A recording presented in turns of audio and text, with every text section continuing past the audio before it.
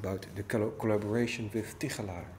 On the moment in 1995, I did a self-initiated period in the EKWC in 's-Hertogenbosch in Holland. That's a space where you can work with ceramic. That was the first time that I did something in ceramic. And my interest was in looking at porcelain in a different way than the normal industries are doing, because everybody is doing a perfect service. And I was thinking, if I look in the cupboards of my friends, nobody has it. So it's not what's going on in a certain consumers group.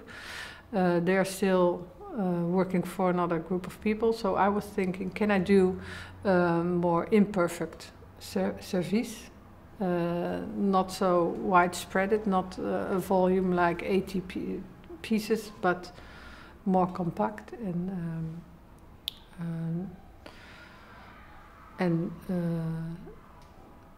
not perfectly done. And the idea was to make the molds and everything perfect, and the temperatures of the kiln are too high, so each piece what comes out is a little wobbly, is taking its own shape, and in a way the design is coming through the kiln. So the kiln is making it, giving it its individuality and kind of imperfection of B set. So the B set was born. And while doing this and with the end result, I thought, yeah, you can have this on your table and that's it. But I think I had a command on industry, and I thought I have to put this in the market also to see if consumers want this, because you can have nice ideas but if nobody buys it, then you are having a personal nice statement, but so I came in contact with Tichelaar, and we had a conversation, and I showed him the pieces, and he was like, I'm not ready to do porcelain. I'm willing to start on a certain moment in porcelain, but it takes so much experimental time, and we're not ready. We are earthenware, and we don't have a tradition in it. And I said, well, why don't you take the time with my service to make all the mistakes that you need to make, because you have to build up this section in your company, and then in the meanwhile you make the service, and that's my whole story. So you can make an imperfection on a certain level, because it's all, I'm strict in what kind of imperfection I wanted. I didn't want really mistakes, it's not about mistakes, it's really about giving something an individual characteristic form. And so he was interested in it, and we also had a chemistry, so we liked each other, and he started working, and in a way he also told me it was so easy. It was also because it was totally not a complex shapes, so it was easy molding, and so it was very quick that we had this service, and it's still in the collection, and he is happy with it. It was a nice start of this contemporary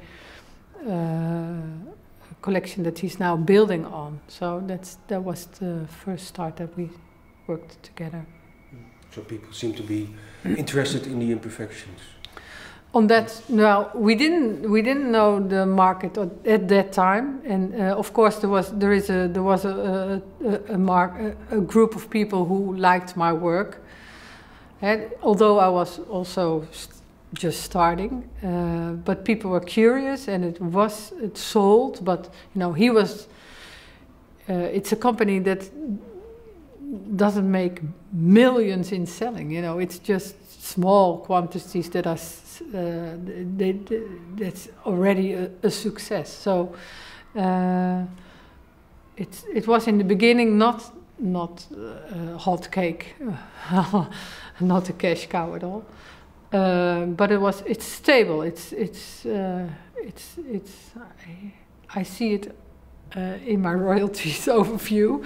It's stable, and it's of course growing because the idea was very new at that time, and also in industry, in porcelain industry, a lot of industry copied the idea. So, and also in marketing stories now you hear, I hear it too much about imperfection and quality and individuality, and but that was the first piece that we did in this with this idea.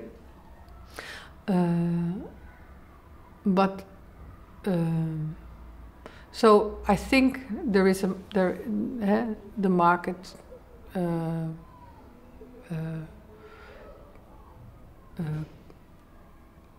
accepted on that moment the idea, and there was a small group that bought it, and now it is a larger market. Yeah. But for you, it was strictly a statement against the perfect industry. Yeah, a statement, but also curious if it is possible to do it industrially, and it was. But also, is there a group that is willing to buy it? Is the taste also in somewhere? and that was. Yeah, can you just shortly say why the imperfection was important to you? The imperfection. Why was the imperfection important?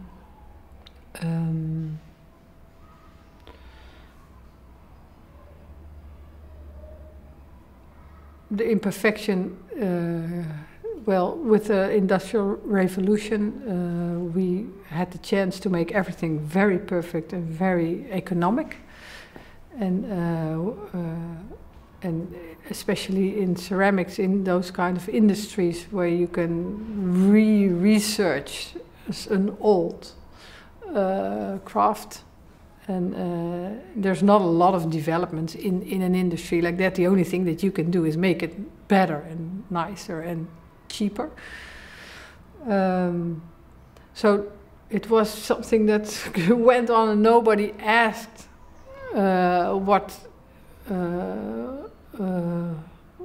what do people want in the end. And I think imperfection is one of the methods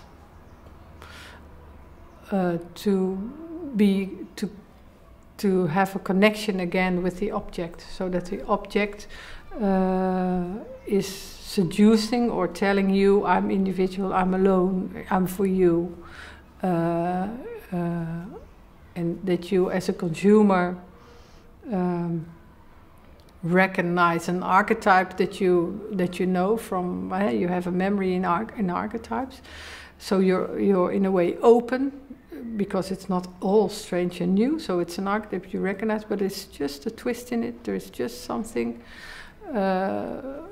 that you are connected to that piece, and you keep it longer. So it is kind of sustainability in this object, and the sustainability is not in the object, but because you are connected with it, you keep it longer in your house, around you, because it's communicating with you. And that was the idea. Not that I have these words for it, because my oeuvre growed after that, and it was the first topic. Or it was at that moment, it was imperfection. It was a small story. It was only the story of why is everything so perfect, and I'm now, I want to do something what is imperfect and what has a character and individuality in mass industry or in industry. That was on that moment only a smaller story, and now that I work for a longer time, it's a topic that I'm still studying in, and always on another level, always trying to build it in products, but in the end to come up with sustainable attractiveness in an object, so that you keep pieces longer and that it has some heaviness and layerness, so that it's not about consuming, just consuming. And then the other projects like the non-temporary? Non-temporary was a question from Jan Tichelaar, because he asked me a group of people to do something with the maiolica technique. So he has this craftsmanship, and it's a tradition that's in the body of Tichelaar. It's a strong tradition from the early days, and he asked me to do something with the painters. So he also asked it to the other people, and I was thinking I would like to show them, show in the product that we use the raw clay. And because they dig it under the factory, and so I show a piece of raw clay and the dipping technique, because that's also very typical for maiolica, the dipping.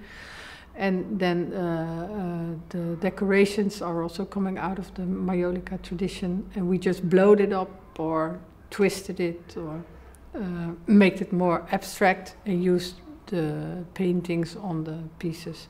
But also I think there is also in the same set is also white and clay. That's I think the non-temporary version in the set, because I think that has really a quality that has a long life, and maybe also the decoration. But decoration is something that is in itself not temporary. You see always the time in the decoration. So in that sense, it's not temporarily. It can't be temporarily. So. Yeah, okay. And how was the flower pyramid? How did that come about? The flower pyramid. There was again an initiative from Jan Tichelaar to do something with the tulip vase, flower pyramid. There was a question that was difficult for me. Came on in a time that I was not busy with making editions umsonst,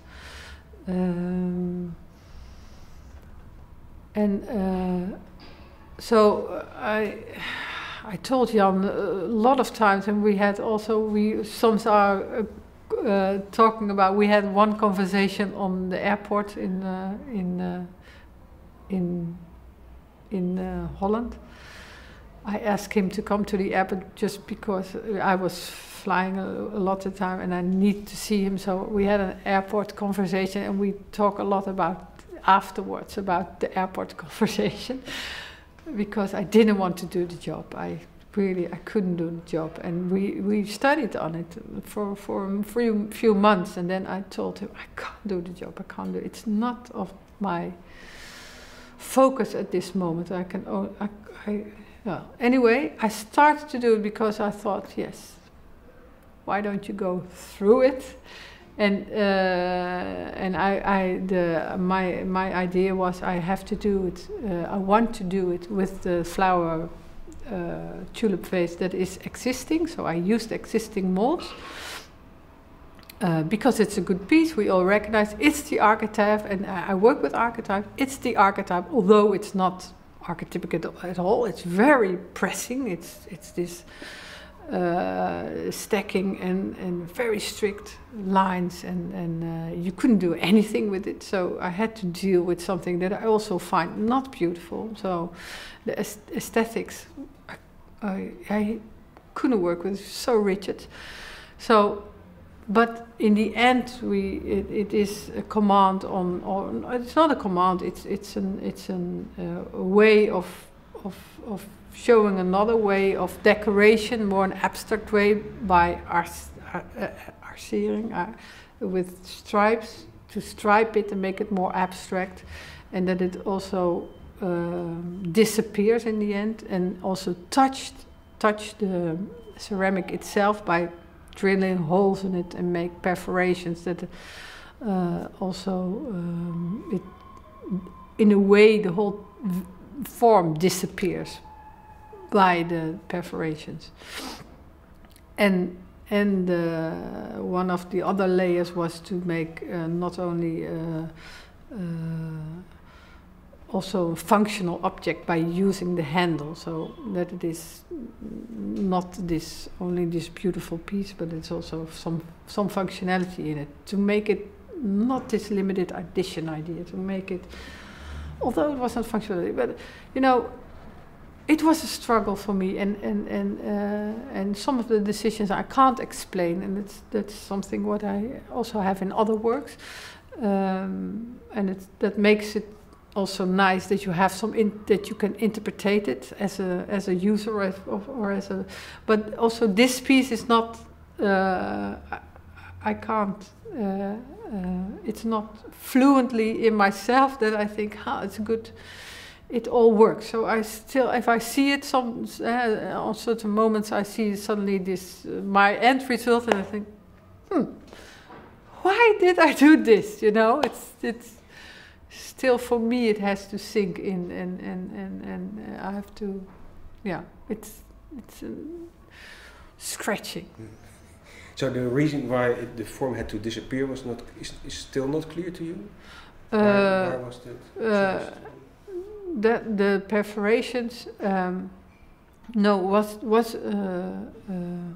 no. I think the perforations is for me clear. It is to try to touch the piece, try to come into it, and also holes, and is for me something that I did before.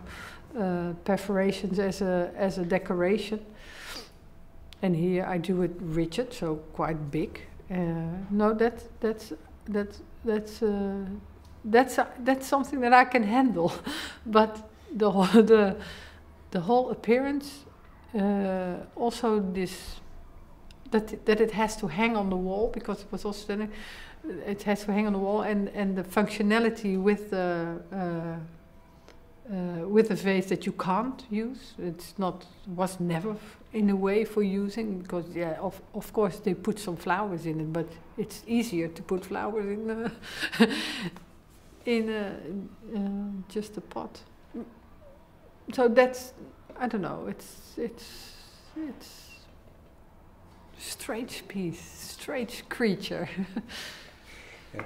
And how would you describe Tichelaar Makkum as a factory or Jan? What is nice with Jan, with other companies, there are a few companies that I work with, and with Jan, in a way we grew up together. So we started. He was longer busy with his company, of course, and I was longer. But our relationship in the contemporary collection that he's building, we grew up together. So that's a nice relationship, because there is discussions about what next step could be, or what is the target? The target in the sense of what do you want to reach? What is the next topic in general in design, but also for his factory? So I really enjoy the debates and the shaping of the way of where to go. That makes it interesting, that you have a broader view, and that's also what I have in other companies. But with Jan, it is